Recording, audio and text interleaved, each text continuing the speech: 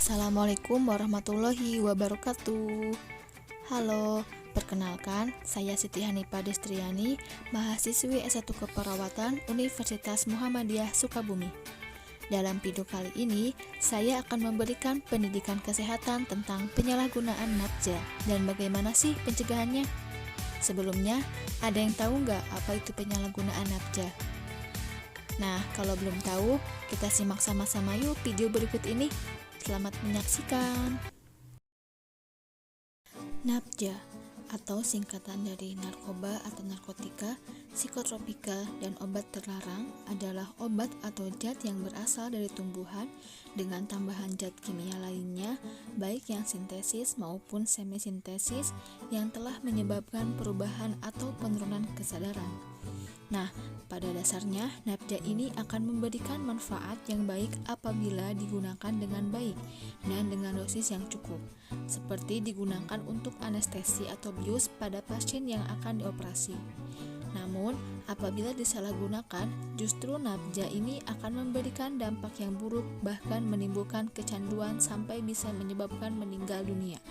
Ih, serem kan? Sedangkan penyalahgunaan nafza ini adalah suatu pola perilaku di mana seseorang menggunakan obat-obatan golongan narkotika, psikotropika, dan zat adiktif yang tidak sesuai fungsinya.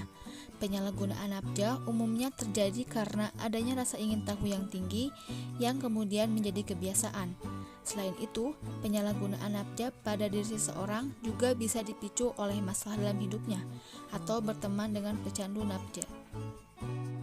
Penyebab penyalahgunaan nafza umumnya terjadi karena adanya rasa ingin tahu yang lebih. Seseorang yang menderita gangguan mental dapat lebih mudah menyalahgunakan nafza yang awalnya bertujuan untuk meredakan gejala yang dirasa. Faktor-faktor lain yang dapat mempengaruhi adalah 1. Memiliki teman yang seorang pecandu nafza. 2. Mengalami masalah ekonomi. 3. Pernah mengalami kekerasan fisik, emosi, dan seksual. 4. Memiliki masalah hubungan dengan pasangan, kerabat, atau keluarga. Dampak penyalahgunaan narkoba terhadap fisik yaitu berat badan akan turun secara drastis, mata akan terlihat cekung dan merah, muka pucat, bibir menjadi kehitam-hitaman, tangan dipenuhi bintik-bintik merah, gangguan pada sistem saraf, gangguan pada paru-paru, sering sakit kepala, mual-mual dan muntah, murus-murus, suhu tubuh meningkat, pengecilan hati dan sulit tidur.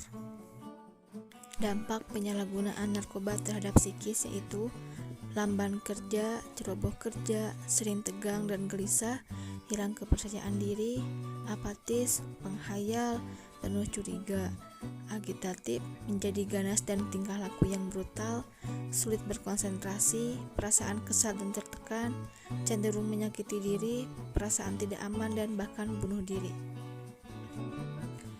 Dampak penyalahgunaan narkoba terhadap lingkungan sosial yaitu gangguan mental, antisosial dan asusila, dikucilkan oleh lingkungan, merepotkan dan menjadi beban keluarga, pendidikan menjadi terganggu, masa depan suram, dampak fisik, psikis, dan sosial berhubungan erat. Lalu bagaimana sih supaya kita tidak menyalahgunakan nafza? Di sini ada 3 pencegahan yang dilakukan. Yang pertama, pencegahan primer adalah tindakan pencegahan yang dilakukan sejak dini supaya tidak menyalahgunakan nafza. Hal yang harus dilakukan adalah hindari bergaul dengan orang yang mengkonsumsi dan ketergantungan serta menyalahgunakan nafza. Kemudian bergaul dengan orang yang positif, hindari stres dan pikiran negatif, mendekatkan diri kepada Tuhan, mengisi waktu kosong dengan hal-hal positif. Jangan sekali-kali mencoba mengkonsumsi nafza jika tidak ada anjuran dokter. Kemudian kenali dan ketahui efek samping dari penyalahgunaan nafza yang diantaranya adalah ketergantungan, perubahan sel saraf otak, kemudian daya ingat menurun, kehilangan keseimbangan tubuh, halusinasi, penyakit jantung, sulit tidur, dehidrasi, dan bahkan kematian.